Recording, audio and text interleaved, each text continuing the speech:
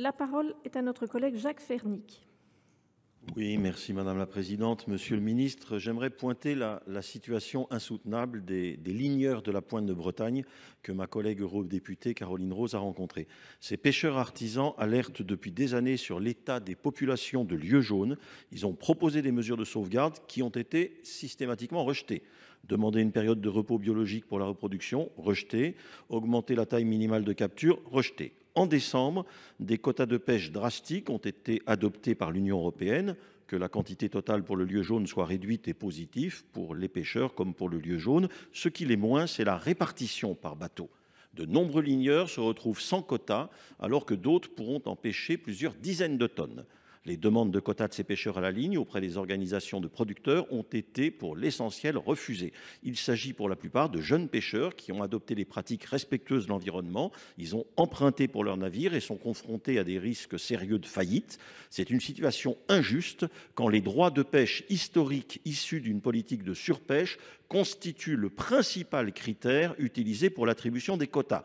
Les critères environnementaux et sociaux sont à peine utilisés, et ce au mépris de l'article 17 de la politique commune de la pêche. Il en résulte une marginalisation systématique des pêcheurs artisans et des meilleures pratiques de pêche. Ce système récompense ceux qui ont la plus grande part de responsabilité dans l'effondrement des populations de poissons.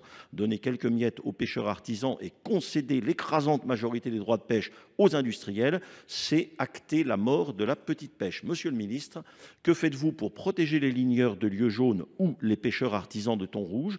Où en est l'application de l'article 17 de la politique commune? Il en va de l'avenir des pêcheurs aux méthodes les plus responsables. Ne les laissez pas couler.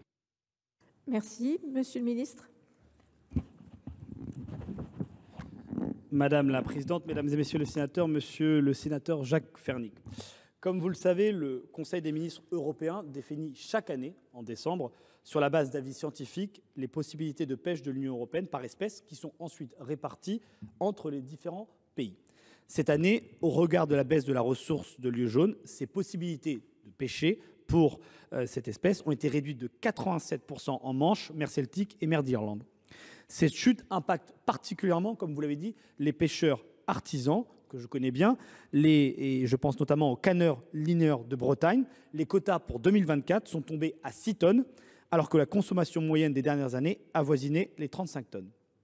Face à cette situation, monsieur le sénateur, nous avons demandé aux organisations de producteurs d'effectuer un transfert de quotas au profit des navires non adhérents pour leur permettre de poursuivre leurs activités.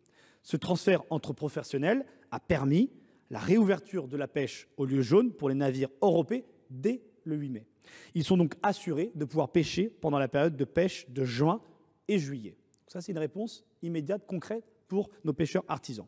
Pour autant, le sujet est bien ici celui de la règle de répartition. Vous le savez, mon ministère a engagé depuis 2 ans un travail de fond sur les critères d'attribution de la réserve nationale d'antériorité, constituée par les droits récupérés lors des changements d'armateur ou de destruction de navires. Cette réserve a été alimentée suite à la mise en place du plan individuel d'accompagnement lié au Brexit, particulièrement pour le lieu jaune de la zone 7. En lien avec les professionnels, ces travaux visent à intégrer des critères environnementaux et sociaux, voire même des critères de crise économique pour couvrir les besoins des navires les plus dépendants et notamment des navires de pêche artisanale. Ces travaux se poursuivent. Je suis tout à fait à votre disposition pour que vous travailliez avec nous et je vous assure que nous irons jusqu'au bout.